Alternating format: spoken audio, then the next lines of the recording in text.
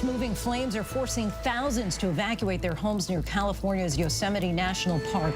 The Oak Fire is blazing a path of destruction through vegetation and terrain, fueled by drought conditions and extreme heat. More than 2,000 firefighters have been struggling to maintain the growing fire since it started on Friday. People crouched down to take cover at a Dallas airport after a woman opened fire near a ticket counter. She was shot by an officer and taken to the hospital. Details from the police on her actions in the moments just before the shooting. A growing outbreak. The World Health Organization has declared monkeypox a global health emergency. More than 16,000 cases have been detected across the globe in 75 countries and territories so far. The Biden administration's plans to accelerate its response as the demand for vaccines continues to outpace the supplies. New details from the January 6th committee, which just released the original script written for former President Trump the day after the Capitol riot, showing what was crossed out. It comes as we learn Mike Pence's former chief of staff, Mark Short, appeared before a grand jury investigating the January 6th attack. He joins us with more. A historic apology from the Pope. He says he's deeply sorry for the Catholic Church's role in abuses at Canada's former residential schools, where Indigenous children were sent to separate them from their cultures. He called the policy a disastrous error, the reaction he's getting from survivors. Jayland Walker's mother talks for the first time in an interview with ABC News Live Prime. Akron, Ohio police shot and killed her 25-year-old son last month, leaving more than 40 gunshot wounds or graze injuries in his body. I lost half of my heart.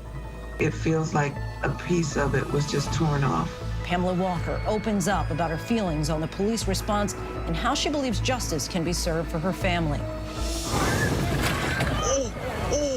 A frightening moment with a humpback whale. It breached in the water and landed right on a fishing boat with 2 people on board. And this is just the latest encounter near this shore. Just an incredible scene there. Good evening, everyone. I'm Lindsay Davis. Thanks so much for streaming with us. We are tracking several major stories this Monday night, including an out-of-control wildfire spreading in communities near Yosemite National Park. And we'll have an exclusive conversation with the mother of Jayland Walker. But we do begin tonight with chaos at a crowded airport. Imagine showing up for your flight, and while waiting in line at the ticket counter, someone opens fire. That was a reality this morning for passengers at the Love Field Airport in Dallas. A woman was shot by police after allegedly firing a handgun at the ceiling. Terrified passengers then dropped to the ground and hid behind seats. One witness said that they heard as many as 10 shots fired. Fortunately, no one was injured. Operations at the airport were delayed by several hours. Huge crowds had to go through security all over again. We should note that this shooting happened outside of the TSA security area at the airport. And tonight we're learning more details about the suspected shooter. Maria Villarreal leads us off from Dallas. Tonight, terror inside the terminal at Dallas Love Field. Go through at Dallas Love Field, somebody's shooting. Gunshots putting the airport on lockdown. Authorities ordering a temporary stop of all flights. Passengers taking cover, crouching behind seats. Mark Anderson was at the airport when the shots rang out, describing the chaos. There was just mad scramble. People got up and just tore out of this place. Police say around 11 this morning, 37-year-old Portia Adufuma was dropped off at the airport, entered the terminal near the Southwest ticket counter, went into a bathroom and emerged a short time later wearing a hoodie. That's when officials say she pulled out a handgun and fired several shots into the ceiling. Our officer engages the suspect, strikes her in the lower extremities. She's taken into custody and is currently at Parkland Hospital. No word tonight on the suspected shooter's condition. Police say no one else was hurt. Maria joins us now from Love Field. Maria, do we know anything more about a possible motive here? Hey, Lindsay, so as of right now, lockdown has been lifted and flights have resumed. It's still a very active investigation. No clear motive has been released just yet by Dallas PD, but we do know that they are working very closely with the FBI. They are talking to witnesses, and they're going over video, both social media video and surveillance video from the airport as well. Lindsay? All right, Maria, thanks to you. Take a look at the outcome of bone-dry summers in California and years of drought. This is the result: scorching infernos that are putting lives and livelihoods at risk. Tonight, towns near Yosemite National Park are on high alert as the Oak Fire is raging out of control. Nearly 4,000 people have been forced to evacuate. Homes are already gone.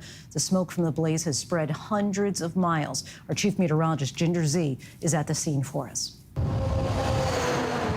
Tonight, the race to contain California's largest wildfire of the year, the Oak Fire, igniting Friday in Mariposa County, already engulfing multiple structures and threatening more than 3,000.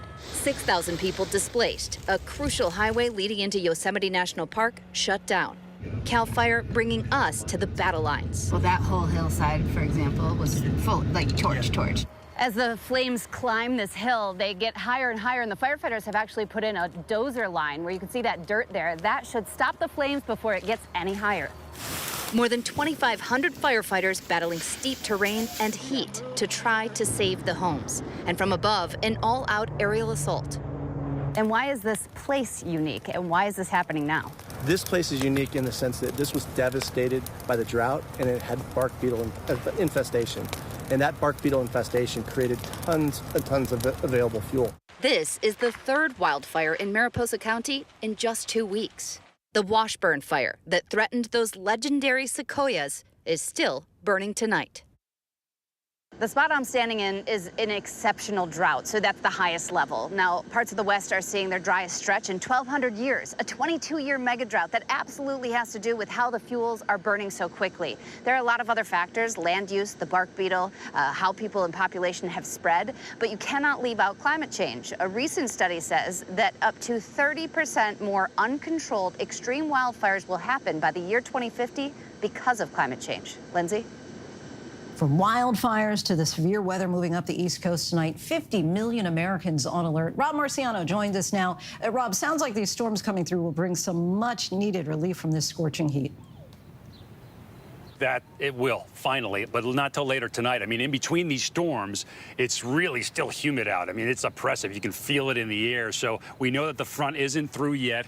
And so more storms are likely coming. And for that reason, the National Weather Service still has severe storm watches that are posted till 9 or 10 o'clock across much of the Northeast, through New England, and down across the mid-Atlantic, where a lot of the strongest storms have been. We had a wind gust to 67 miles an hour just southwest of D.C. and Warrenton. So a lot of the bigger storms, you see it there on the Futurecast, showing the storms down across the Delmarva really being strong. But behind this, later on tonight, and especially tomorrow, a completely different air mass. It will be cooler. It will be drier. It's going to be a great day for millions of people. You will feel it. They're feeling the heat now in the Pacific Northwest and much of Oregon and Washington under warnings and watches, parts of Idaho and Northern California as well. But the coastline and the Willamette Valley of Oregon is going to really be hot. Portland, 103 tomorrow is the forecast temperature, near 100 again on Wednesday. And so excessive heat warnings are posted there through at least Thursday. This is going to be another long-duration heat wave in an area that's not used to this sort of heat. And so dangerous stuff rolling into the Northwest, it looks like, through at least Friday. Wow, Lindsay? Still triple digits in that region. Rob Marciano, our thanks to you as always. You got it. The World Health Organization has declared the spread of monkeypox a global health emergency. Now the U.S. is considering whether to do the same. The outbreak has reached every state with more than 3,000 cases, 2 of them just children. Who's at risk and who should get the vaccine? ABC's Steve Osinsami is at the CDC tonight. Public health officials tonight are fighting global exhaustion over the spread of disease as they try to put more attention on the monkeypox virus. The World Health Organization is now calling monkeypox a global public health emergency. Haroon Talunai in London says it felt like he was going to die. Every single medication I could find, and nothing had. Here in the U.S., authorities are still trying to decide if they need to say there's also an emergency stateside. In just the last few weeks, reported cases here have doubled to nearly 2,900, but no deaths. For now, they say most of the people getting sick are gay or bisexual men. But the experts warn that this virus can be spread by direct contact with skin or even through towels and bed sheets. Monkeypox is a contact virus, and what that means is that transmission happens when someone is infected and symptomatic. This is likely how 2 children, one in California and another in Washington, D.C., got sick with monkeypox at home from someone in the family. few people die from the disease, and the symptoms, the fever, the headache, rash, and blisters, usually heal on their own. The disease isn't new, and there's already a vaccine. The Biden administration says that 800,000 more doses are coming soon. But in cities with large gay populations, the lines are long and supplies are running low. Steve O joins us now. Steve, because the supply is low, it sounds like the CDC is not encouraging everybody to run out and get vaccinated. Who would they like to see line up for those shots? That's right, Lindsay. Here at the CDC, they're encouraging anyone to get a vaccine who's at a higher risk of getting exposed to the virus, and that does include some healthcare workers. Overall, Lindsay, they're saying that this recommendation accounts for about 1.5 million Americans. Lindsay? Steve Osunsami, our thanks to you as always. Let's head to Washington now, where today the January 6th committee revealed new evidence about the former president's response to the attack on the Capitol, releasing the original script for his planned remarks the day after the attack when he refused to say the election is over. So what else was crossed out from those remarks? Here's ABC's Rachel Scott. Today, the January 6th committee releasing new video showing just how reluctant Donald Trump was to condemn his supporters who stormed the Capitol, even after the country and the world witnessed the riot unfold on live television. The committee showing the original draft of a statement Trump recorded on January 7th, the day after the insurrection. As you can see throughout the document, there are lines crossed out. There are some there's some words added in. Do you recognize the handwriting? It looks like my father's handwriting. Trump's son-in-law, Jared Kushner, was asked why those lines were crossed out. It looks like here that he crossed out that he was directing the Department of Justice to ensure all lawbreakers are prosecuted to the full extent of the law. We must send a clear message, not with mercy, but with justice. Legal consequences must be swift and firm. Do you know why he wanted that crossed out? I don't know. He also has crossed out, I want to be very clear, you do not represent me. You do not represent our movement. Do you know why he crossed that language out of the statement? I don't know. Former White House officials have testified Trump had to be convinced to make any comments at all. We felt like it was important to further call for de-escalation. One of Trump's closest aides, John McEntee, testified Kushner turned to him to help push the president. He knew, since I'm always with him, that, hey, if he asks your opinion, try to nudge this along. This will help everything cool down. So that's what I did. Was the implication that the president was in some ways reluctant to give that speech? Yeah. Okay, what do you base that on? The fact that somebody has to tell me to nudge it along. According to testimony that we've heard during the hearing, it seems that a lot of people were trying to nudge the former president. Rachel Scott joins us now from the Capitol. Rachel, last week's hearing was the final one of the summer, but we do know the committee will be continuing its work this fall. I think one of the last things that we heard from Liz Cheney was, we'll see you in September. See you in September. Those were the last words from Congresswoman Liz Cheney, because lawmakers on this committee, Lindsay, say they have more work to do. They say with every single passing day, they are learning more about the events, the planning, the coordination of January 6th. Obviously, they're subpoenaing more people and close allies of the former president, so they will continue their investigation.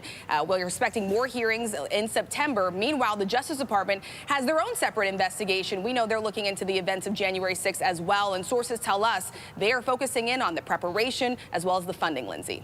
All right, Rachel Scott, our thanks to you as always.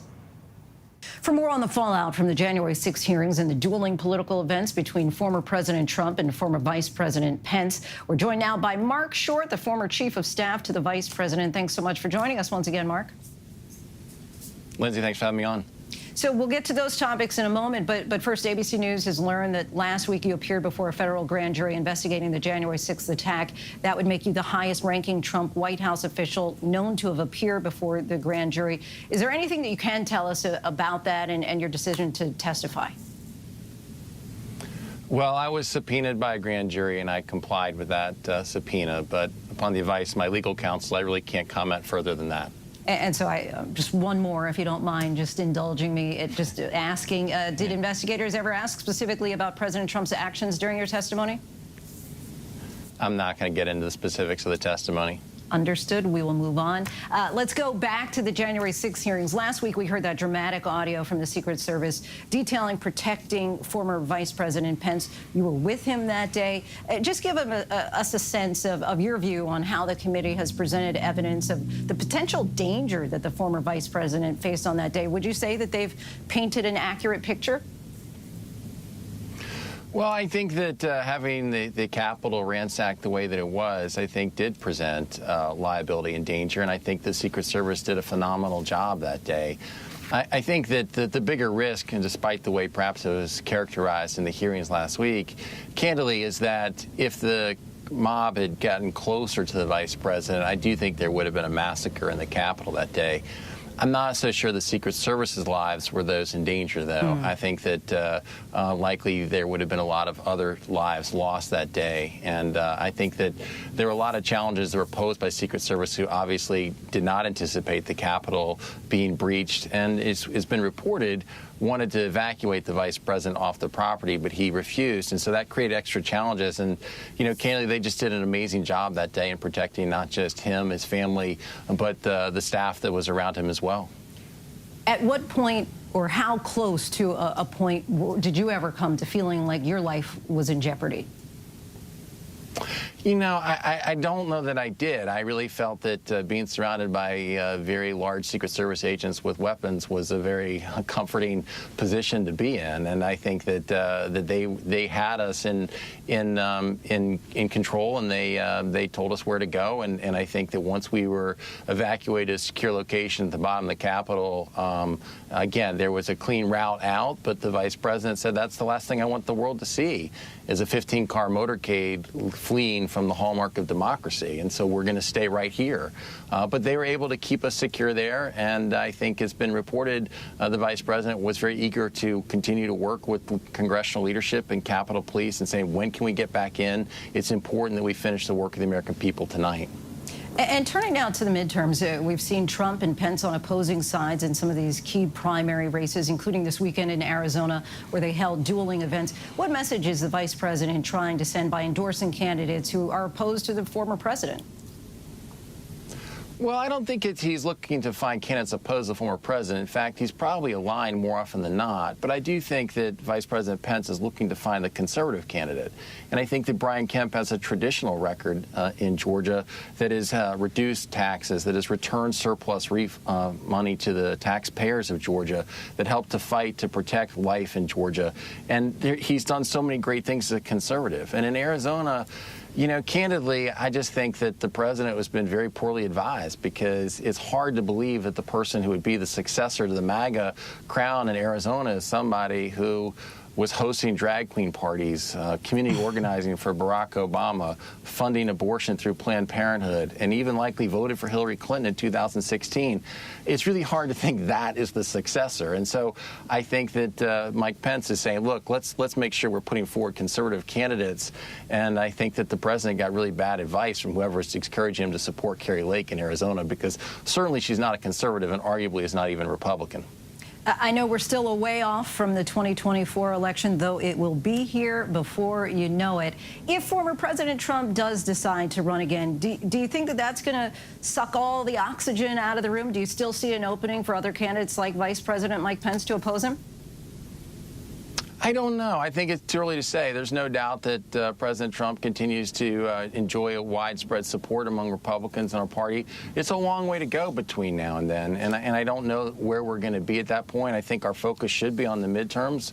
I think Republicans have an exciting opportunity to reclaim Congress this cycle, and I think that as well we can pick up several new state capitals and governors. And so I think that's where our focus is. I think there's a long way to play out before 2024. You know, I imagine that you really have to kind of thread the needle with this question, but I'm curious your take as far as if the former president still has too much of a hold on the Republican Party, regardless of the outcome of the January 6th investigation. You know, I wouldn't say he's got too much hold. I think that the former president has an important voice, but I don't think that that means that he's the only voice. And I think that there will be others who are looking to make sure that they're contributing to the conversation and debate as well. And it's a free country, and I think you'll see that there are others who look to step forward. But like I said, for now, I think our focus needs to be on November 22 before we look at November 24. Mark Short, always appreciate you joining us on the show and look forward to your insight. Thanks for having me. Appreciate it. Now we head north to Canada, where Pope Francis is on an apology mission as he seeks forgiveness from that country's Indigenous population. Going back more than a century, generations of Native children were taken from their families at the hands of Canada's residential schools, many run by the Catholic Church. They were not only stripped of their culture, but many also their lives. ABC's Marcus Moore is traveling with the Pope and has the response on the ground to the Pope's latest message. Pope Francis in the first full day of his penance tour in Canada, beginning at the Monkeypox area cemetery, the site of hundreds of Indigenous graves in Alberta. Pope Francis clasping his hands in silent prayer. Moments later, the Pope apologizing in a powwow circle on Aboriginal land, reckoning with the unspeakable harm done to Canada's Indigenous children by the Catholic Church for over a century. The place where we are gathered renews within me the deep sense of pain and remorse that I have felt in these past months, he said. I think back on the tragic situations that so many of you, your families, and your communities have known, and what you shared with me about the suffering you endured in the residential schools. Decades of abuse unfolded in Canada's residential school system, most of them run by the Catholic Church. More than 150,000 Indigenous children from the 1880s until the 1990s were forcibly removed from their communities, sent hundreds of miles away from home to schools that were designed to strip these children of their heritage, their languages, and their culture. A survivor said, the only thing I learned in the residential school was how to hate myself. In 2015, Canada's Truth and Reconciliation Commission found that the schools participated in cultural genocide. And just last year, a horrifying discovery that revealed the scope of the residential school system's atrocities. More than 700 unmarked graves of children who may have died at these schools, nearly 1,000 human remains discovered. The causes of death varied, from diseases to accidents, but also because of abuse, neglect, and poor sanitary conditions. Their parents sometimes didn't even know that they had died, and the only way they found out was when their child didn't come home in the summer, or didn't come home after years away, and they had no idea where their resting place was and what happened to them. The Pope now giving what some survivors had long been waiting for, an apology. I am deeply sorry, he said. Sorry for the ways in which, regrettably, many Christians supported the colonizing mentality of the powers that oppress the Indigenous peoples. I am sorry. I ask for forgiveness, in particular for the ways in which many members of the church and religious communities cooperated. For some survivors, though, the Pope's reconciliation tour is opening fresh wounds. And he said, do you remember when that nun in the classroom beat you so bad? Blood was squirting.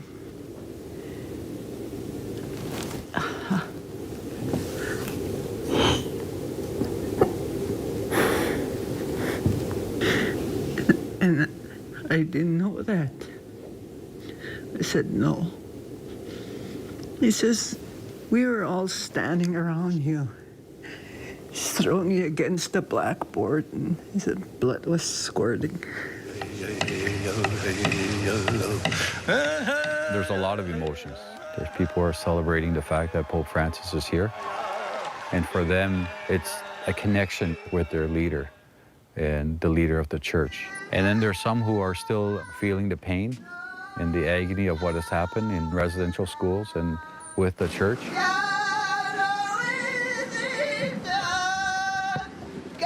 It is clear by the thousands who gathered around to hear it, the Pope's apology will bring solace for some, but for others. We lost a lot of kids over that, and we can't bring them back, right? It really hurts. The pain they've endured for generations won't be moved by only words.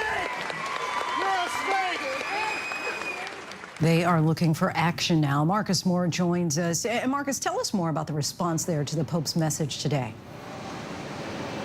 Well, I can tell you, Lindsay, that it was a very somber scene at the ceremony today, but there were also moments of cheers, particularly when the Pope said that he was sorry for what happened at those residential schools. There were applause there, and also when he acknowledged the need for true reconciliation, that it wouldn't just be words that could bring about healing. And that's some of what we heard from people who were in the audience. I talked to a woman who's Cree, and she said that she attended a residential school, and that while she appreciated the Pope's apology, it won't bring the children back who died, many of them found in those unmarked graves at the sites at some of the residential schools. And Lindsay, we also heard from another woman whose family attended a residential school. She was also a student at one of these schools, and she said that she appreciated the Pope's apology, but what she did not hear and what she hoped to hear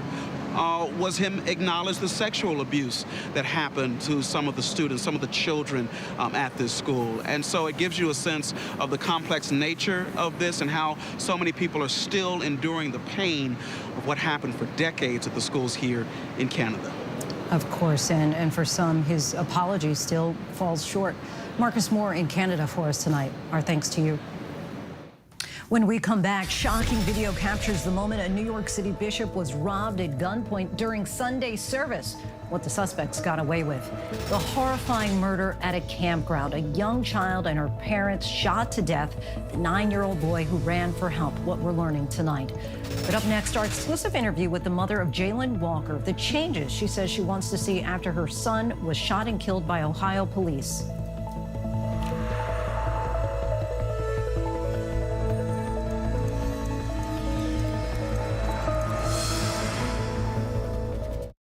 With so much at stake, so much on the line, more Americans turn here than any place else. ABC News World News Tonight with David Muir, America's #1 most watched newscast, now streaming on ABC News Live.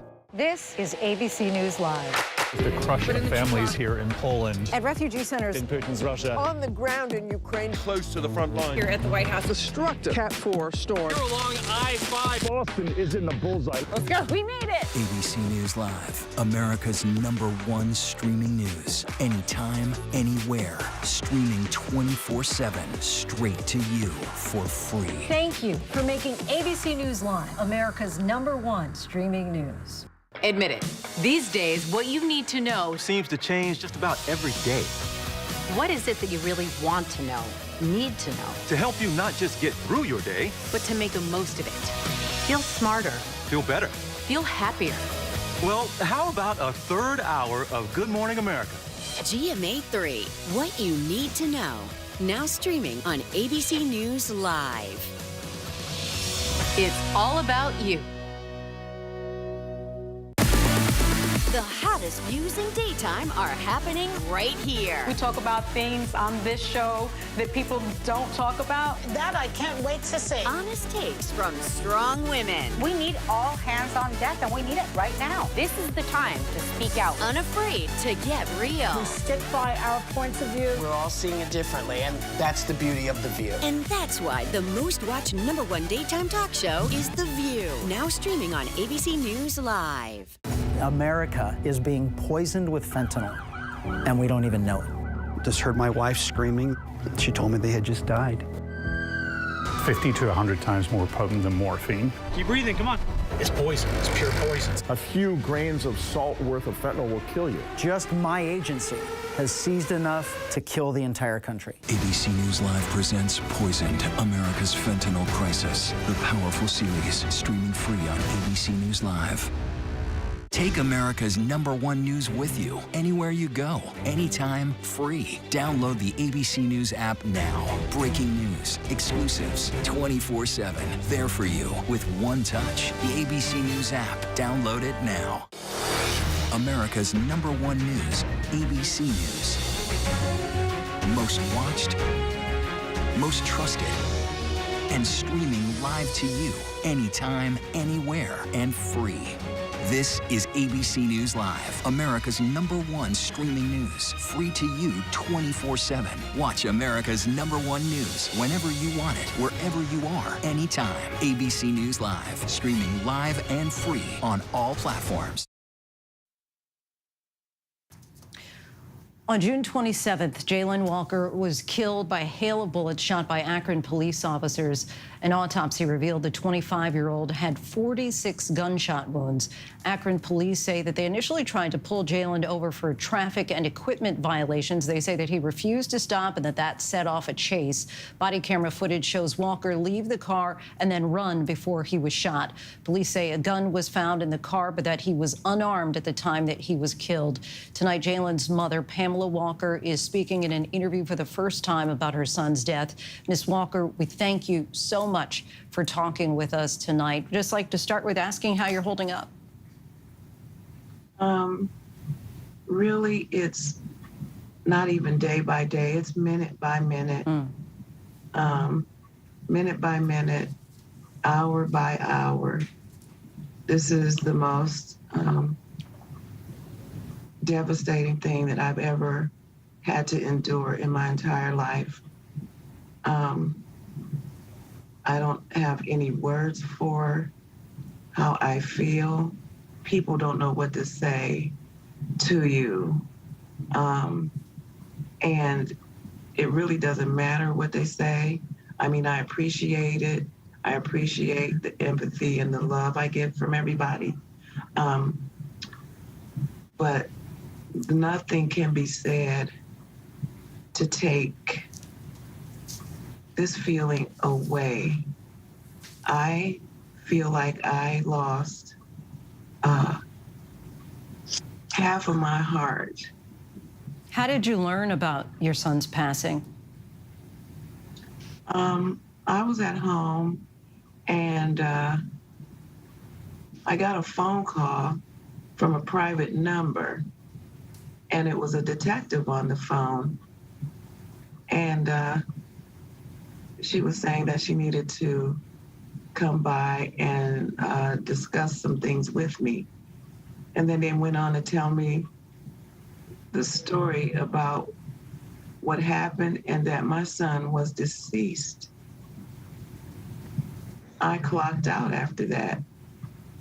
I don't remember if I said anything, did anything. All I know that I did was scream. All I could do was scream to tell me that all of these things happened and my son is deceased. My only son. It was hard to take. Your family recently shared a birthday tribute video for what would have been Jayland's 26th birthday. How would you like people to remember your son?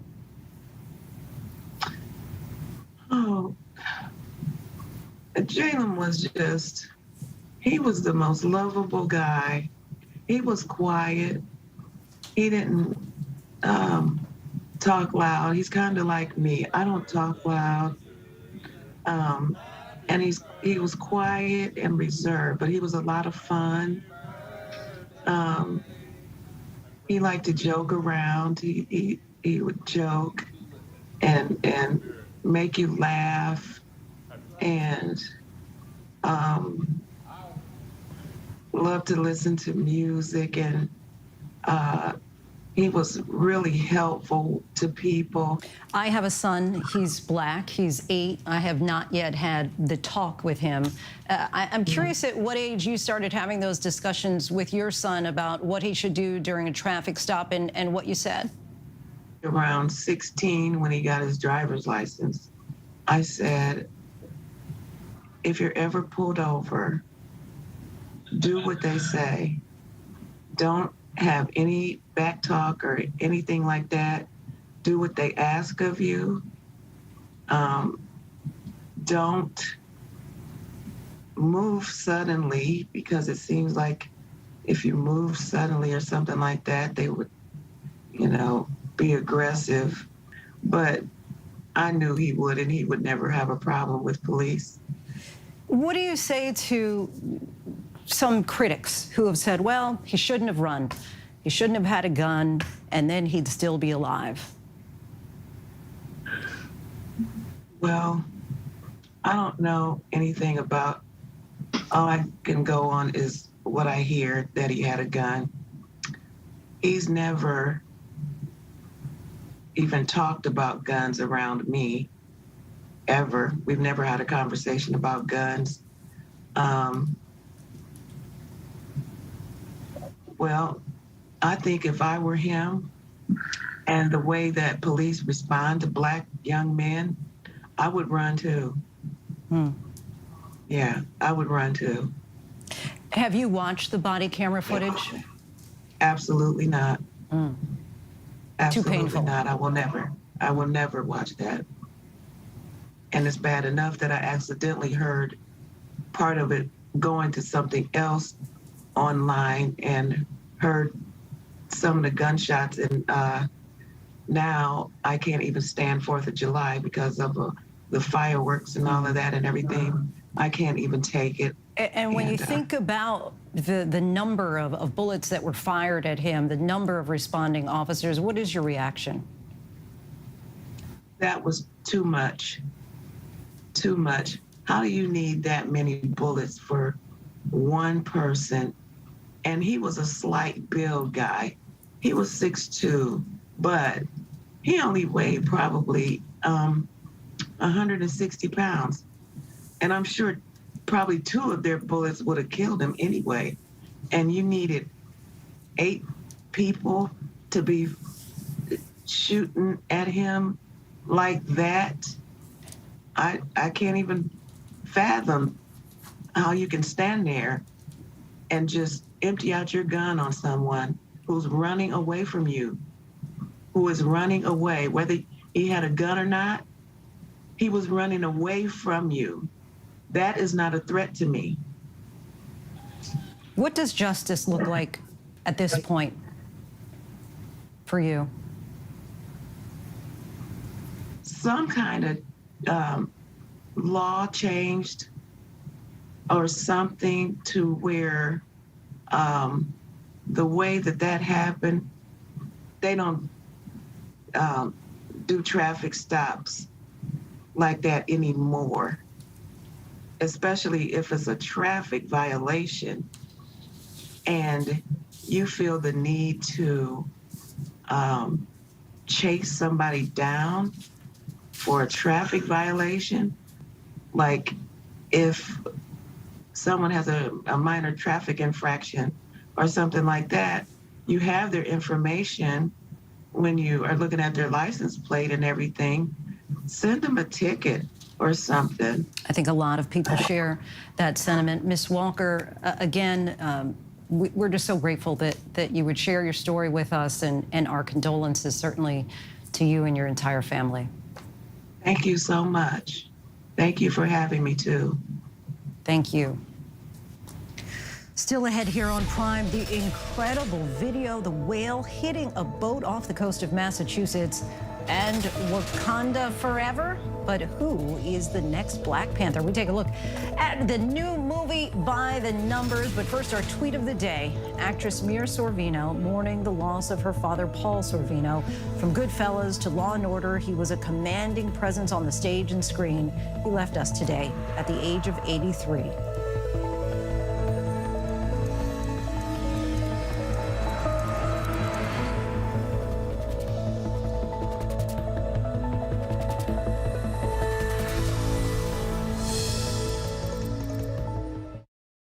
All right, here we go. You ready? Let's do it. Yes, it's the show America wants and America needs right now. This is What Would You Do? Let's go. How are you? Yeah. So what will you be watching Saturdays on ABC News Live? What would you do? Hey, I guess I just found out. The What Would You Do Marathon, 12 to 6 Eastern, every Saturday on ABC News Live. My favorite show. This is ABC News Live. The crush of families here in Poland. At refugee centers. In Putin's Russia. On the ground in Ukraine. Close to the front line. Here at the White House. Destructive Cat 4 storm. Here along I-5. Boston is in the bullseye. Let's go. We made it. ABC News Live, America's #1 streaming news. Anytime, anywhere. Streaming 24/7, straight to you for free. Thank you for making ABC News Live America's #1 streaming news. America is being poisoned with fentanyl, and we don't even know it. Just heard my wife screaming. She told me they had just died. 50 to 100 times more potent than morphine. Keep breathing, come on. It's poison, it's pure poison. A few grains of salt worth of fentanyl will kill you. Just my agency has seized enough to kill the entire country. ABC News Live presents Poisoned, America's Fentanyl Crisis. The powerful series, streaming free on ABC News Live. These days, with so much going on, it's hard to keep up. While others are recapping yesterday's headlines, we're bringing you the right now. This is the busy border crossing. Steel barricades, another strike. The right now look at the day ahead, how it affects you and your family. Record high gas prices. The threat of cyber warfare. Is peace possible? World News Now beginning at 2 a.m. Eastern, followed by America This Morning. America's #1 early morning news. Streaming here on ABC News Live. Take America's #1 news with you, anywhere you go, anytime, free. Download the ABC News app now. Breaking news, exclusives, 24/7. There for you with one touch. The ABC News app. Download it now. As of today, in a big way, we have inaugurated abcnews.com. A lot has changed in our world since Peter made that announcement. But what hasn't changed is the commitment to groundbreaking reporting and innovation at abcnews.com. And here's to everything ahead. Welcome back, everyone. Marvel released the teaser trailer for Black Panther: Wakanda Forever over the weekend, and people lost their minds. Let's take a look at what we know about the sequel by the numbers. The teaser is about 2 minutes long. It shows many faces fans are already familiar with, but of course, the one who's missing, King T'Challa. At just 43 years old, Chadwick Boseman, who played T'Challa, died in August of last year from colon cancer. It's been 4 years since the first Black Panther movie hit theaters. In the sequel, T'Challa's death has been written into the script, and the trailer focuses heavily on the grief surrounding it. The original film made more than $1.3 billion at the box office, and at the time, it had the 5th biggest opening weekend in history. For the first time since his 1939 comic book introduction, the character Namor will be on the screen. You see glimpses of the water-centric superhero, but it's not clear yet if he's a friend or foe to Wakanda. We have zero confirmation so far about who will be the next to put on the Black Panther suit, but you do get a small glimpse of what appears to be someone wearing it at the very end of the trailer. There are 109 days until we find out. Black Panther: Wakanda Forever hits theaters on November 11th. The trailer was presented at this year's Comic-Con by Marvel, along with other movies and TV shows that it plans to release in theaters and on Disney Plus over the next few years. And of course, Disney is the parent company of ABC News. And we still have lots to get to here on Prime tonight. We've heard of the Central Park Five, but another young man was also convicted back then. The charge overturned today for a 6th teen. New York City is considered the mecca of basketball, but it's not just about the game. How a new film is highlighting the impact that the city had on the power of point guards. But first, a look at our top trending stories on abcnews.com.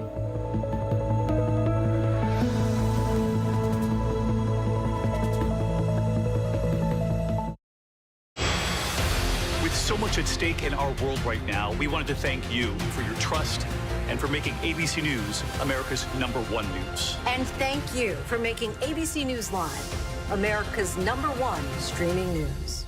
Now streaming on ABC News Live 2020. True crime, cinematic, real-life drama, stunning, the unthinkable. Follow the clues, The Hunt. True crime 2020. Now streaming on ABC News Live. National parks are incredibly safe places. A crime will happen. My wife is fallen. She's in really critical condition. At that time, I thought it was just a tragic accident. There's still a lot of questions we need to ask. There were small things that didn't totally add up. This is 2 lives for Harold that have died now. I was shocked. Something's not right.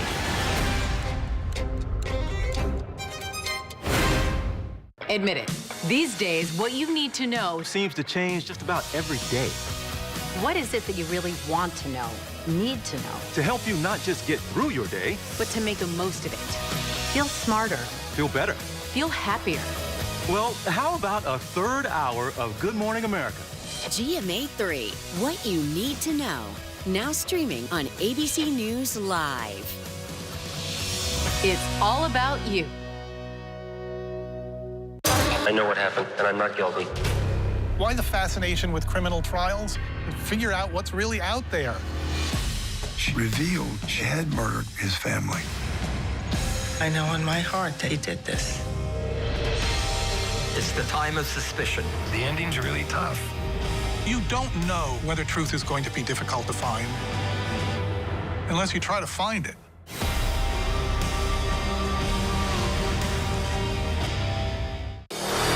America's #1 news, ABC News.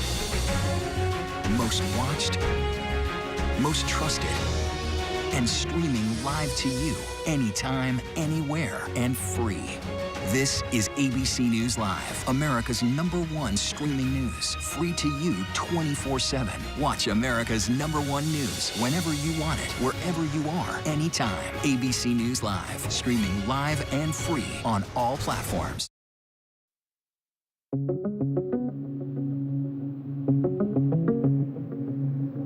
Police say a 37-year-old woman opened fire today near a ticket counter at Dallas Love Field Airport. They say she was apparently aiming at the ceiling and that an officer quickly jumped into action and shot and wounded her. There was several rounds that are found. Simultaneously as she's doing that, our officer engages the suspect, strikes her in the lower extremities. She's taken into custody and is currently at Parkland Hospital. No other individuals were injured in this event. Fast-moving flames moving through Mariposa County, California. This relentless wildfire threatening 2,000 structures near Yosemite National Park. Well, and I see these bulldozers behind us. So they're trying to remove that flammable material so when the fire backs up to it, that the fire goes out. Governor Gavin Newsom declaring a state of emergency. About 3,800 people evacuated. It was just coming too fast. It was getting bigger and bigger and closer. The Oak Fire being fueled by a lack of rain in California. Almost 60% of the state is in the second highest level of drought, and the fire itself in the highest level. Well, the World Health Organization has declared the global monkeypox outbreak a, quote, public health emergency of international concern. Doctors are reportedly nearing 3,000 cases here in the U.S. This is really just a message to the world that this is a problem that everyone needs to get a hold of to figure out how to prevent. Monkeypox is part of the same family of viruses as smallpox, but is considered less severe. The symptoms: fever, headache, muscle aches, and a rash.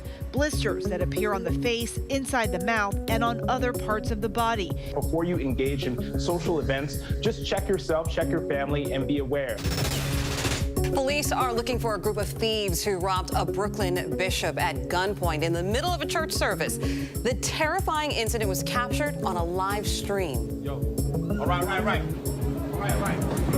Wow, Bishop Lamore Whitehead says 3 men waving guns stole hundreds of thousands of dollars worth of jewelry from him and his wife.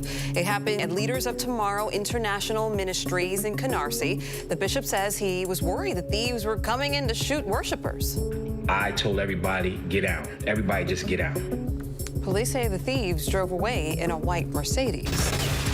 The Central Park Five, a 6th suspect in the notorious case. Stephen Lopez was just 15 years old when he was charged in the 1989 rape of a jogger in Central Park. The case against the 5 primary teenagers was eventually overturned in 2002. Well, today, Mr. Lopez, who is now 48 years old, appeared in court to have his charges vacated. Lopez, the judge explained, was forced under unthinkable pressure 3 decades ago to plead to that lesser charge. He did it, the Manhattan DA said, to avoid connection with the sexual assault of the Central Park jogger in April of 1989. And he wasn't known until today, not exonerated 20 years ago. a humpback whale breaching and landing on the bow of a 19-foot vessel in the area of Whitehorse Beach in Plymouth. And the boat sustained some light damage, but it was still seaworthy, and they were able to get back to Plymouth. Still photos show the sequence one frame at a time. The weight of the whale on the bow launches the stern out of the water. This is just the latest close encounter between whales and boats. The whales are coming so close to shore that Manamet Point and Whitehorse Beach are tourist attractions, allowing people to whale watch from shore. Just shows you how healthy the environment is around here for them to be this close to shore. Now to a community outraged and grieving due to a tragedy at a campground in Iowa. A 6-year-old girl and her parents shot to death. Her 9-year-old brother, the only survivor, who then ran to get help. Police say the suspected gunman was found dead nearby, and now they're searching for a motive. Our Alex Perez gives us the latest on this senseless tragedy. Tonight, investigators at this campground in Iowa digging for answers. A stranger wearing all black got in the tent, had some sort of a small gun, and he took off running. Husband and wife Tyler and Sarah Schmidt and their 6-year-old daughter Lula all shot to death Friday while on a camping trip at Monkeypox State Park. The Schmidts' 9-year-old son Arlo escaped, running to the Sherwin family, also camping, for help. The great report of a child that went to another camper said that there was a possible shooting. In an unexpected twist, authorities also discovering the remains of a Sherwin family member, 23-year-old Anthony Orlando Sherwin. Investigators say Sherwin died from a self-inflicted gunshot wound, and they believe he killed the Schmidt family. In a statement, the Sherwin family says in part, "He gave us no warning that he was planning anything of this sort. Anthony was not capable of this sort of violence." Little Arlo Schmidt, orphaned, now with other family members. He's been a courageous little man in all of this. Our hurt certainly goes out to him. Our thanks to Alex for that. Ghislaine Maxwell has been moved to a low-security federal prison in Florida to serve her 20-year sentence for sex trafficking. That's according to the Federal Bureau of Prisons. The Florida prison is different than what Maxwell's attorneys had requested, which was a facility in Danbury, Connecticut. Maxwell was found guilty of conspiring with Jeffrey Epstein to recruit, groom, and abuse minors. She has filed a notice that she intends to appeal her conviction and sentence. Some good news on President Biden's health front. His symptoms are almost completely resolved. That's according to White House physician Kevin O'Connor. Aside from some hoarseness and nasal congestion, the president's vital signs, such as his pulse, blood pressure, breathing, and temperature, are all said to be normal. The physician also added that his lungs remain clear. The 79-year-old says that he hopes to return to work in person by the end of the week. New York City is considered to be the mecca of basketball, from the iconic home of the Knicks at Madison Square Garden to Harlem's Rucker Park, which produced some of the NBA's greatest talent. But there's one position on the court that New York City basketball players take the most pride in. A new documentary showcases how New York City basketball changed the game as we know it during a tumultuous time in the city's history. Let's take a sneak peek at the new film NYC Point Gods, which premieres July 29th on Showtime. A New York City point guard will give up his girl and his chain before he give up his dribble. They were calling me a young Mozart. And he was just smooth, you know what I mean? It was like string music. New York! New York! Praise be the orchestrators, the maestros of the tempo, the ones who made the pavement more precious. From Brooklyn to Left Rack, from Far Rock to Black Top to Uptown to the beat. Nobody want to guard the point. Joining us now are two New York natives, NBA legend and ESPN broadcaster, Mr. Mark Jackson, and Rich Kleiman, the executive producer of the film and co-founder of 35 Ventures with his partner, Kevin Durant. Thank you both so much for joining us in studio. We appreciate it. Thanks for having us. So Brooklyn is in the house. You are, of course, a native of the BK, played 17 years as point guard in the NBA. You know, people often suggest that point guards who came out of New York in particular in the 80s and 90s were just really a different breed. How so? Well, the confidence, the swagger, the grit, the grind, the hustle, the trials and tribulations. And let me correct you because people in Queens will get mad. Brooklyn and Queens, I'm the one guy that can consider both home. So, but I think ultimately the edge that we played with the basketball in our hands and also the way we walked around the streets. So it became contagious. And it impacted not just New York City and not just this country, but the entire world, which we can see the results years later. Would you guys agree that the point guard is the most essential position on the team? I'm going to have to let you answer that, my friend. Good choice, by the way. No, I would absolutely say yes, because it's like the maestro leading the orchestra. You can't be, you can't do a solo, but ultimately you have to be tied together. And I think the best point guards are the one that are truly the extension of the coach on the floor, and that's where you get the best results. Rich, why did you decide that this was a story worth telling? Yeah, I mean, it's funny. I was just talking to Mark backstage about this. This was something that I felt like needed to be told. Now, whether it was going to connect with people the way I wanted it to, I didn't know. But in getting into this, it was a time in my life where, as an observer of this era, I idolized him growing up. I watched Kenny Anderson and waited in lines to go watch Stephon Marbury's high school basketball games. And during that time, hip-hop was exploding. And it was such a formative time for me personally and in New York. And I really felt like it was a story that needed to be told. And you see so many documentaries right now striking in that chord of nostalgia. And I think this does this. And it also sees the beginning of how so much changed in basketball ultimately. Tell us about that environment in New York City at that time, 80s and 90s, during the epidemics of drugs and lots of violence, and how basketball really became a refuge for so many. It saved so many lives, created dreams and gave opportunities, not just basketball players, but you look, we were talking in the back, hip-hop was birthed pretty much, and it is tied together. So it really allowed us to dream. It kept us out of trouble, and it built hopes and truly built empires as a result. How do you guys feel that, again, the New York point guards in particular have really kind of had an impact and a signature on the style and the showmanship we see on point guards across the country? Yeah, I mean, I think in every way. I think it was, like he said, the bravado was the feeling that nobody could stop you. It was the way you walked into the park. We were referencing how Skip to My Lou, Rafer Alston, would walk in the middle of the first quarter with flip-flops and socks on and a lollipop, and like that was hip-hop. And the passes, the no-look passes, the way they worked the crowd, and I think now we see how much of the game is entertainment, but to me, those guys were the product, the first kind of superheroes of that sort coming out of New York City that had all of that swag and flair and produced on the court, and you saw the marriage really come together at that point. As a close friend of Kevin Durant, obviously he wants to get traded from Brooklyn. Can you give us any kind of sense of where he'd like to land? Man, I can't, unfortunately. Okay. I respect you asking. Yeah, I just got to ask. It had to be done. That's the New York in you. That's right. That's the swag. That's the swag in me. And the New York in me's got to keep it. Yeah, right. Exactly. All right. Well, guys, thank you so much. Want to let our viewers know that you can see NYC Point Guards. It premieres July 29th on Showtime. And before we go tonight, the image of the day. Pope Francis in Canada wearing a traditional headdress that was gifted to him by Indigenous leaders.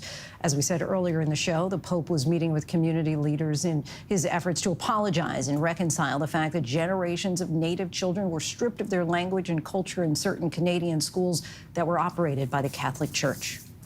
And that is our show for this hour. Be sure to stay tuned to ABC News Live for more context and analysis of the day's top stories. Thanks so much for streaming with us.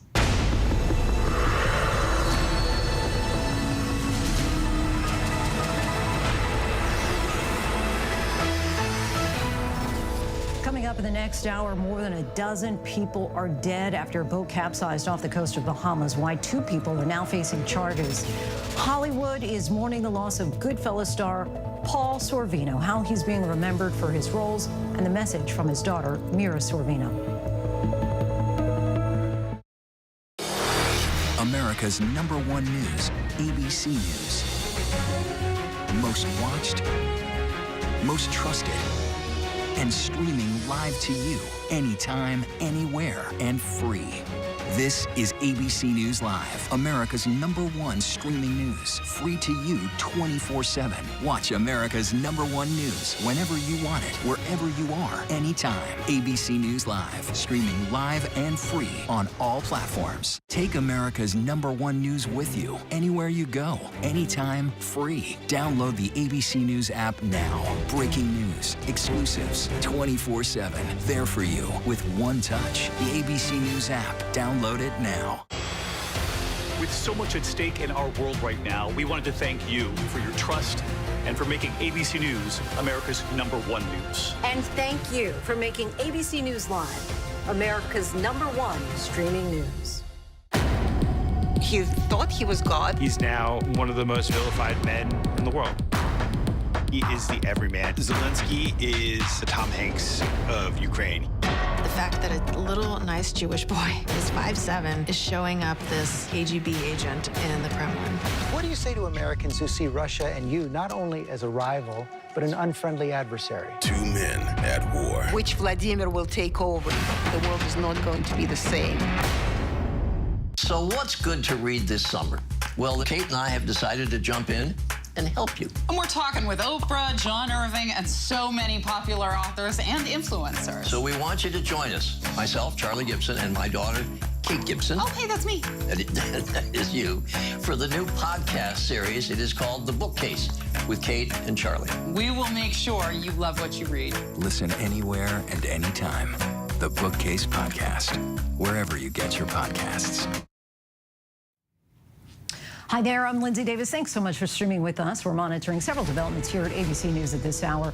The sixth teenager in the 1989 Central Park jogger case has had his conviction overturned by a New York judge. While the famous Central Park 5 juveniles went to trial, a 16, Stephen Lopez, pled guilty to avoid the rape charge.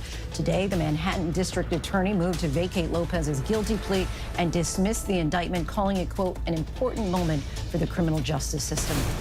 We have some decent news at the gas pump. Prices are still falling as the national average for a gallon of gas is now at $4.35 a gallon. That's down 55 cents from a month ago, but still not quite as low as where prices were this time a year ago. Some experts say it's too soon to do a victory lap given the war in Ukraine and what's expected to be a very intense hurricane season, which could cause further fuel interruptions. All right, everybody go grab your wallets, get your purses together. Tomorrow's Mega Millions jackpot is expected to hit an estimated $810 million with a cash value of more than $470 million. If won, it will be the third largest Mega Millions jackpot prize in the game's history. 4 Mega Millions jackpots have been won to date in 2022 in California, New York, Minnesota, and Tennessee. The unfortunate reality of bone-dry summers in California and years of drought is this: scorching infernos that are putting lives and livelihoods at risk. Tonight, towns near Yosemite National Park are on high alert as the Oak Fire is raging out of control. Nearly 4,000 people have been forced to evacuate, and homes are already gone, businesses as well. The smoke from the blaze has spread hundreds of miles. Our chief meteorologist, Ginger Z, is at the scene as we continue. Tonight, the race to contain California's largest wildfire of the year, the Oak Fire, igniting Friday in Mariposa County. Already engulfing multiple structures and threatening more than 3,000. 6,000 people displaced. A crucial highway leading into Yosemite National Park shut down. CAL FIRE bringing us to the battle lines. Well, that whole hillside, for example, was full, like torch. As the flames climb this hill, they get higher and higher, and the firefighters have actually put in a dozer line where you can see that dirt there. That should stop the flames before it gets any higher. More than 2,500 firefighters battling steep terrain and heat to try to save the homes. And from above, an all-out aerial assault. And why is this place unique, and why is this happening now? This place is unique in the sense that this was devastated by the drought, and it had bark beetle infestation. And that bark beetle infestation created tons and tons of available fuel. This is the third wildfire in Mariposa County in just 2 weeks. The Washburn fire that threatened those legendary sequoias is still burning tonight. Our thanks to Ginger. The World Health Organization has declared the spread of monkeypox a global health emergency. Now the U.S. is considering whether or not to do the same. The outbreak has reached every state with more than 3,000 cases, 2 of those cases children. Who's at risk and who should get the vaccine? ABC's Steve Osinsami is at the CDC tonight. Public health officials tonight are fighting global exhaustion over the spread of disease as they try to put more attention on the monkeypox virus. The World Health Organization is now calling monkeypox a global public health emergency. Haroon Talunai in London says it felt like he was going to die. Every single medication I could find, and nothing had. Here in the U.S., authorities are still trying to decide if they need to say there's also an emergency stateside. In just the last few weeks, reported cases here have doubled to nearly 2,900, but no deaths. For now, they say most of the people getting sick are gay or bisexual men. But the experts warn that this virus can be spread by direct contact with skin or even through towels and bed sheets. Monkeypox is a contact virus, and what that means is that transmission happens when someone is infected and symptomatic. This is likely how two children, one in California and another in Washington, D.C., got sick with monkeypox at home from someone in the family. Few people die from the disease, and the symptoms, the fever, the headache, rash, and blisters, usually heal on their own. The disease isn't new, and there's already a vaccine. The Biden administration says that 800,000 more doses are coming soon. But in cities with large gay populations, the lines are long and supplies are running low. Our thanks to Steve Osinsami. Overseas tonight, Ukraine is reportedly preparing to launch a major push to take back territory that it lost to Russia in the south. This as Russia continues to be ruthlessly tactical by shelling a key Ukrainian port. ABC senior foreign correspondent Ian Pannell is in Ukraine for us tonight. Tonight, signs Ukraine may be on the brink of launching a major new counter-offensive to drive out Russian forces in the south. This bridge in Kherson, crucial to Russia resupplying its forces in the region, now damaged by Ukraine's US-made HIMARS rockets. A Ukrainian official now claiming that Kherson will be liberated from the Russians by September. News of the counter-offensive comes less than 24 hours after the Kremlin said it wanted to oust President Zelensky. We will certainly help Ukrainian people to get rid of the regime which is absolutely anti-people and anti-historical, if you wish. Meanwhile, Russian missiles striking the key port of Odessa Saturday, where millions of tons of grain have been stuck in warehouses. Up to 3 million tons of grain exports a month expected to start soon. Tonight, the Ukrainians saying 2 key ports will be operational again this week, following last week's UN-brokered deal involving Russia and Ukraine. Lindsay, Kherson was the first city to be taken by Russia right at the start of this war. So if the Ukrainians are successful, it would be a major morale booster. And it would signal to America and the West that its military support is paying off. But of course, failure would be a huge blow and would potentially only encourage Russia to seize yet more land. Lindsay? Ian, thank you. We head next to Canada, where Pope Francis is on an apology mission as he seeks forgiveness from that country's Indigenous population. Going back more than a century, generations of Native children were taken from their families at the hands of Canada's residential schools, many run by the Catholic Church. They were not only stripped of their culture, but many also lost their lives. ABC's Marcus Moore is traveling with the Pope and has the response on the ground to the Pope's latest message. Pope Francis in the first full day of his penance tour in Canada, beginning at the Monkeypox area cemetery, the site of hundreds of Indigenous graves in Alberta. Pope Francis clasping his hands in silent prayer. Moments later, the Pope apologizing in a powwow circle on Aboriginal land, reckoning with the unspeakable harm done to Canada's Indigenous children by the Catholic Church for over a century. The place where we are gathered renews within me the deep sense of pain and remorse that I have felt in these past months, he said.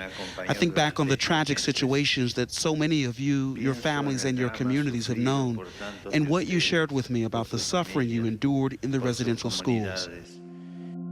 Decades of abuse unfolded in Canada's residential school system, most of them run by the Catholic Church. More than 150,000 Indigenous children from the 1880s until the 1990s were forcibly removed from their communities, sent hundreds of miles away from home to schools that were designed to strip these children of their heritage, their languages, and their culture. A survivor said, the only thing I learned in the residential school was how to hate myself. In 2015, Canada's Truth and Reconciliation Commission found that the schools participated in cultural genocide. And just last year, a horrifying discovery that revealed the scope of the residential school system's atrocities. More than 700 unmarked graves of children who may have died at these schools, nearly 1,000 human remains discovered. The causes of death varied, from diseases to accidents, but also because of abuse, neglect, and poor sanitary conditions. Their parents sometimes didn't even know that they had died, and the only way they found out was when their child didn't come home in the summer or didn't come home after years away, and they had no idea where their resting place was and what happened to them. The Pope now giving what some survivors had long been waiting for, an apology. I am deeply sorry, he said.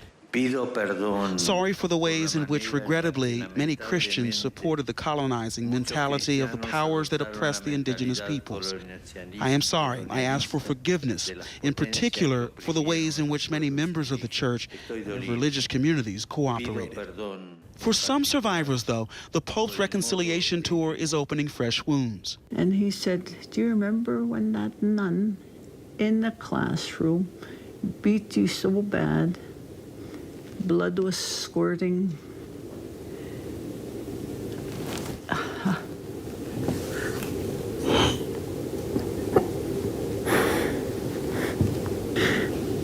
And I didn't know that.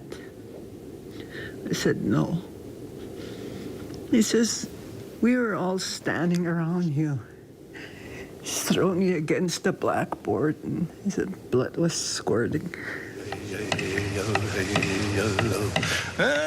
There's a lot of emotions.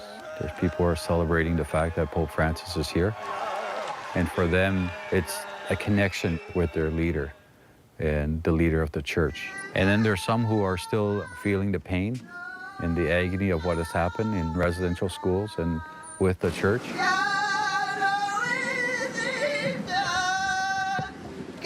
It is clear by the thousands who gathered around to hear it, the Pope's apology will bring solace for some, but for others. We lost a lot of kids over that, and we can't bring them back, right? It really hurts. The pain they've endured for generations won't be moved by only words. That pain still so raw. Our thanks to Marcus for that. President Biden's doctor reported today that his COVID-related symptoms are, quote, almost completely resolved. The president remains in isolation as he recovers, but the White House did share more images of him working today, and he also delivered virtual remarks at 2 different events. ABC's senior national correspondent Terry Moran has the latest on the president's condition. Day 4, and President Biden is rapidly recovering from COVID. White House physician Dr. Kevin O'Connor reporting today after evaluating the president that Biden's symptoms have almost completely resolved. The president posting a photo of himself in a suit on the White House balcony with his dog Commander, and the quip, took some calls this morning with man's best co-worker. And Biden worked through the day, holding a number of events and taking a few questions from reporters. Mr. President, how are you feeling with COVID? I'm feeling great. You know, I've had 2 full nights of sleep all the way through. When do you think you'll be back to work in person, Mr. President? Well, I hope I'm back to work in person by the end of this week. The White House says Biden was likely infected with the BA.5 COVID subvariant, now the dominant strain in the U.S., and that he continues taking the antiviral drug Paxlovid. So tomorrow will be day 5. He will, once he has a negative test after day 5, he can end his isolation. CDC guidance suggests that he wear a mask when he's around others. Expect to be back at work by the end of the week. Our thanks to Terry for that. Paul Sorvino, an imposing actor who specialized in playing crooks and cops like Paulie Cicero in Goodfellas and the NYPD Sergeant Phil Serretta on Law & Order, has died in his Indiana home. He was 83. Here's World News Tonight anchor David Muir on the actor's life and legacy. He played crooks and cops alike. Hey, Paulie. Paulie might have moved slow. From Paulie Cicero in Goodfellas. But it was only because Paulie didn't have to move for anybody. To NYPD Sergeant Phil Serretta on Law & Order. You do understand that you have the right to an attorney. You maintain you've passed on that right. Tonight, the family of actor Paul Sorvino saying he has died of natural causes. He was 83. His wife, Dee Dee, by his side. Born in Brooklyn in 1939, Sorvino trained in theater, moving to film. His debut in Carl Reiner's Where's Papa in 1970. What do you want? In his more than 50 years in the industry, there were so many roles, playing Henry Kissinger in Oliver Stone's Nixon. Well, As you know, most of my staff have weighed in against this incursion. Reverend Willie Williams in Oh God with John Denver. This is the young man who has used so much energy to convince everyone that he has seen God. But it was his role in Goodfellas perhaps most famous, improvising this moment with Ray Liotta, the filmmakers keeping it in. I don't need that. Ain't gonna happen to me. You understand? Uh-huh. You know that you're only out early because I got you a job. Yeah. And I don't need this heat. You understand that? Uh-huh. And you see anybody around with this, you're gonna tell me, right? Yeah. That means anybody. All right. Yeah? Yeah. And it was his daughter, actress Mira Sorvino, who thanked him during her Oscar acceptance speech in 1996. When you give me this award, you honor my father, Paul Sorvino, who has taught me everything I know about acting. I love you very much, Dad. Tonight, his daughter tweeting, "He was the most wonderful father. I love him so much. I'm sending you love and the stars, Dad, as you ascend." Our thanks to David for that. And still to come, days of protests in Tunisia as voters head to the polls over a referendum to the country's constitution, the additional power it would give to the current president. It's an American story that many are not familiar with. 6 women who programmed the world's first modern computer. We speak to the author who uncovered the truth behind the top secret military project.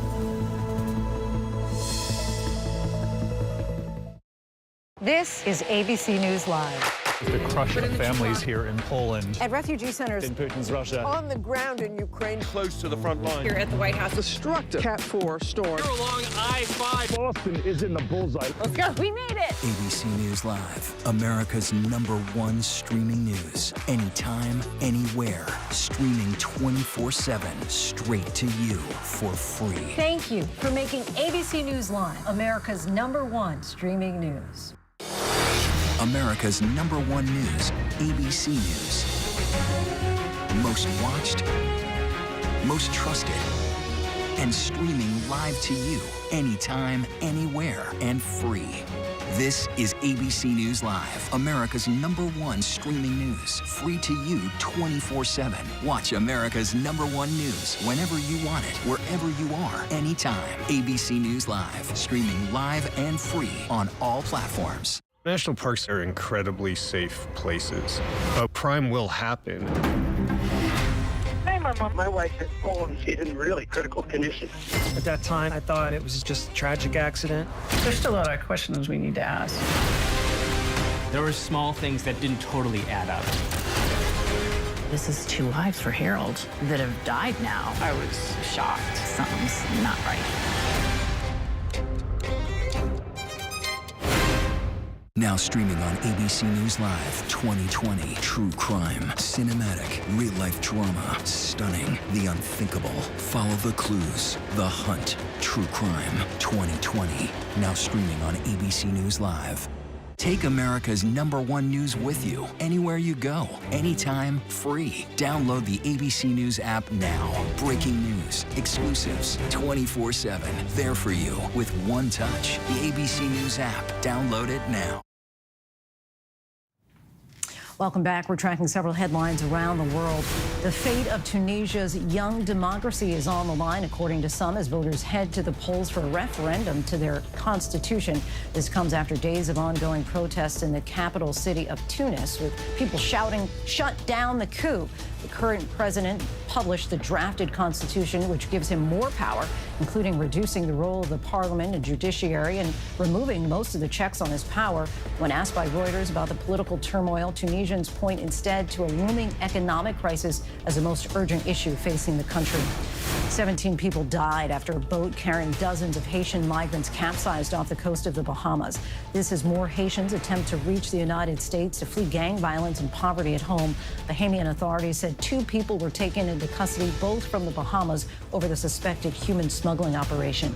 The military in Myanmar executed 4 democracy activists, which it accused of helping to carry out, quote, terror acts. Video shows a dozen masked protesters risking arrest by holding the public demonstration in which they displayed a banner reading, "We will never be frightened," and called out the names of the executed activists. The executed men were accused of helping a civilian resistance movement that has fought the military since last year's coup and bloody crackdown on nationwide protests. Now to Prince Harry's legal battle with the British government over security arrangements and concerns while he's on British soil. ABC News' Maggie Rulli has the latest on Prince Harry's legal victory. A major legal victory for Prince Harry, the Duke of Sussex challenging the UK government and winning the first round in his legal battle over security for him and his family in the UK. When the Duke and Duchess of Sussex stepped back from royal duties in 2020, the government decided Harry would no longer receive taxpayer-funded police protection while in Britain, even if he covered the cost himself, something he says he's willing to do. Now, the judge ruling his case can proceed to the High Court. The judgment citing transparency, adding the prince should have had a chance to make his case. He says that since birth, he's been born into a world that requires levels of security, not just to keep himself safe, but also his extended family, the people he marries, the children he has. Prince Harry telling Oprah security remains a top priority. My family literally cut me off financially, and I had to afford security for us. At the time, a decision was made by a committee for the protection of royalty and public figures that security would be granted on a case-by-case basis. But he wants police protection full-time when they're on British soil. When Diana died, she didn't have police protection. She had a private security team at that point. And I think it's very clear that Prince Harry feels that the police protection is superior and that that is what he wants for his family. Since moving to California, the prince and his family have relied on a privately funded security team, but his lawyers hope to expand that soon. Our thanks to Maggie for that. We now bring you a story of 6 American women who set out to do what no one had done before: program an all-electronic computer that would help calculate a single ballistic trajectory in seconds rather than hours during World War II. For decades, their pioneering role as the world's first programmers was overlooked and untold. Here to share a glimpse into their story is law professor Kathy Kleiman, who recorded extensive oral histories with 4 of the original programmers and is now the author of Proving Ground. Kathy, welcome to the show. Thank you so much, Lindsay. I'm so happy to be here. We are happy to have you. Before we dive into the hidden figures of tech, give us some insight on this top secret military project, the complexities of this confidential assignment, and the historical impact that it had on tech post-World War II. Absolutely, absolutely. There were really 2 secret World War II projects going on at the University of Pennsylvania.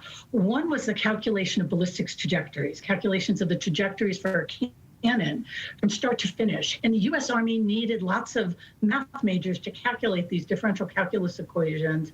And they hired women, dozens and dozens of women, to work in Philadelphia during World War II. And that project was secret. But it took 30 to 40 hours to calculate these trajectories by hand. And ENIAC, as you said, would calculate these trajectories if it worked. And there was a lot of speculation that it wouldn't, if it worked in seconds rather than hours. And so the Army had the second project going on, and ultimately people from both projects will hook up together, and that's the story in my book. And pivoting to your discovery, in your book you reference a photo of women working in a computer room and how that led you to uncover the truth. What were some of those findings?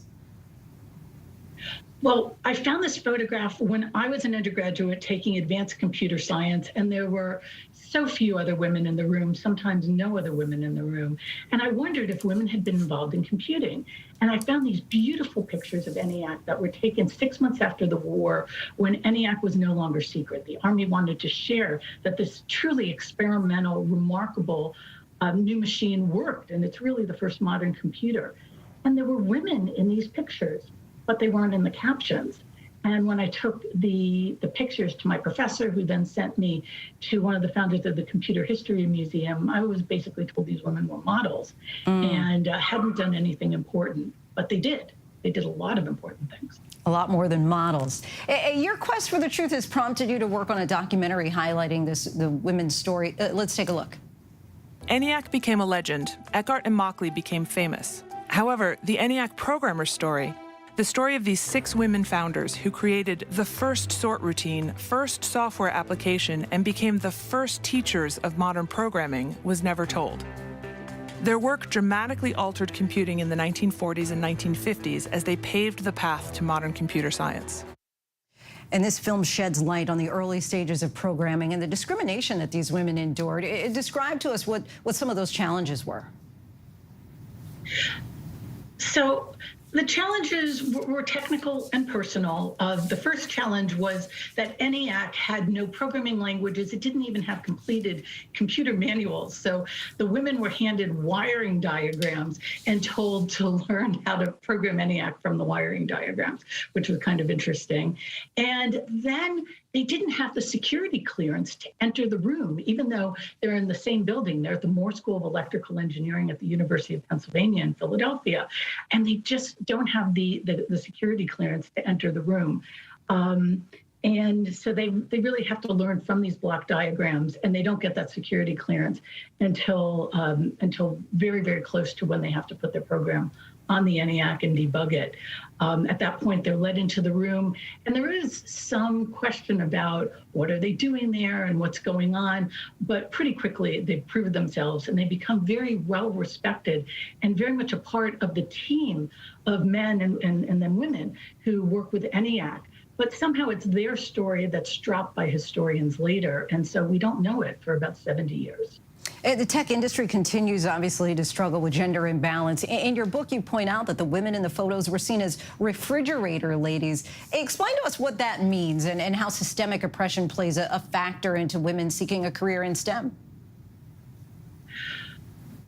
There's very much a stereotype that of who should be going into computer science, and it doesn't include young women in many cases. And that's what surprised me about this story, is that on this very first modern computer, there were so many young women who paved the path. But I was told that they were refrigerator ladies, that they were analogous to the women in the black and white commercials in the 1950s who opened the Frigidaire door with such a flourish. And of course, they're not. Well, Kathy, we thank you so much for joining us, enlightening us with this hidden piece of history. Proving Ground, the untold story of the 6 women who programmed the world's first modern computer, will be available tomorrow, wherever books are sold. And still to come, turning pain into perseverance. How a climb to the top of Africa's tallest mountain raised the spirits of a group of burn survivors and brought in hundreds of thousands of dollars for others like them.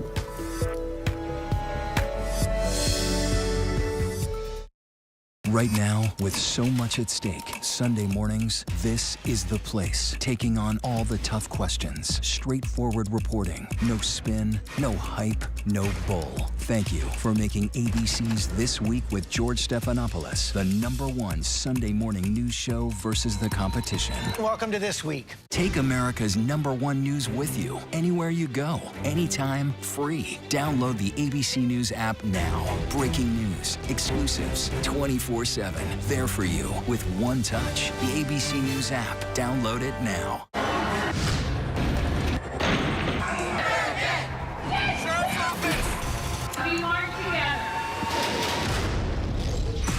The most powerful stories of our time, anytime. Nightline. Ready for a little GMA-ish promo? Okay, here we go. GMA 7A every day with Robin, George, and Michael. That's how you start the day. Boom! America's #1 news, ABC News. Most watched, most trusted, and streaming live to you anytime, anywhere, and free. This is ABC News Live, America's #1 streaming news, free to you 24/7. Watch America's #1 news whenever you want it, wherever you are, anytime. ABC News Live, streaming live and free on all platforms. We all face mountains in life. For many of us, they are metaphorical, but some know the peaks and valleys of life more personally. This group knows all about persevering through pain. They are survivors. All 8 of them endured life-threatening burns and injuries. They now call themselves Team Courage Rising. Last month, after intense training, they climbed all 19,341 feet of Mount Kilimanjaro, Africa's tallest mountain. Jason Nelson was on the hike. It's painful. It's exhilarating. It's maddening at some times. He's burnt really bad. Where's he burned at? Head to toe. The short version, I was in my garage. I lit a cigarette and there was a natural gas leak. He says the resulting fireball burned 80% of his body. He and others in the group, who all went through the Arizona Burn Center, decided to train for the challenging climb. Among them, 12-year-old Isabella McCune, who not only climbed, but also helped raise money for a new burn center. I was in the Arizona Burn Center for 9 months to the day. This is Isabella on day 5 of the trek. Today we are on Mount Kilimanjaro. Tomorrow is summit day. Feeling good. I'm really excited to go to summit tomorrow. After 5.5 grueling days, all 8 made it to the summit. Hi, Mom. I'm off the mountain. I did it! I did it! Reaching the mountaintop, literally and figuratively, and all the while raising money, more than $350,000 for a brand new Arizona burn center at Valley Wise Health, where all 8 survivors were treated. It's truly amazing to stand there with, especially with the group I was with. This team, now stronger than ever, paying it forward with a message to us all about finding the best views after the hardest of climbs. Such an inspiration to see them at that peak. Now we have some breaking news, some sad news for ice cream lovers. Remember Choco Tacos, the sweet staple from Klondike? Well, they have now been discontinued. The dessert giant confirmed the news to People magazine, adding that the decision to ditch the ice cream truck mainstay came when there was an unprecedented spike in demand for other Klondike products over the last 2 years. The taco-shaped treat has been around since 1983. That is our show for tonight. Be sure to stay tuned to ABC News Live for more context and analysis of the day's top stories. I'm Lindsay Davis. Thanks so much for streaming with us. Have a great night.